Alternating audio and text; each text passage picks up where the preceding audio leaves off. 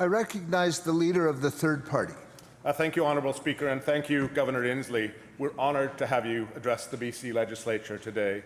My colleagues in the BC Green Party and I greatly appreciate your thoughtful words, and in particular, we greatly appreciate your continued climate leadership south of the border.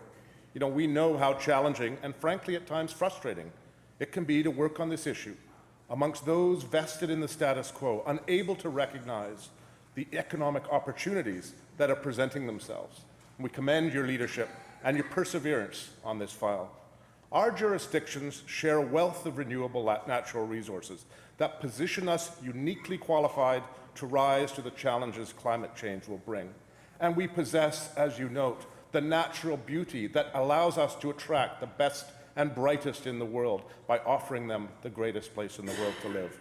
As Governor, you've recognized this by already working to attract and expand carbon fiber manufacturing at Moses Lake in rural Washington, by bringing this energy-intensive manufacturing facility for BMW's I-Series electric vehicles close to the production of cheap renewable energy. Washington is capitalizing on the emerging 21st century economy. And what's more, at the same time, you're reducing transmission line energy loss. Your government is illustrating that acting on climate change drives innovation, jobs, and prosperity for all. With an economy that grew 2.5 times the national rate last year, Washington was named the #1 place in America to do business in 2017. This was achieved while simultaneously demonstrating international leadership on the biggest challenge facing humanity. I hope your demonstrated success reassures British Columbians as we make bold choices of our own in the years ahead.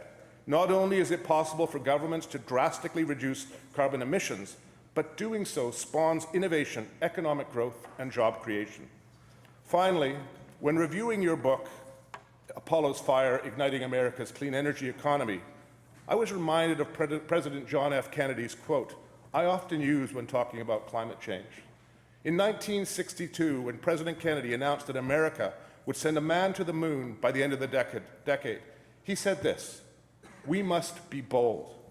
He further said, "We choose to go to the moon in this decade, not because it's easy, but because it's hard, because that goal will serve to organize and measure the best of our energies and skills, because the challenge is one that we are willing to accept, one we are unwilling to postpone, and one we intend to win."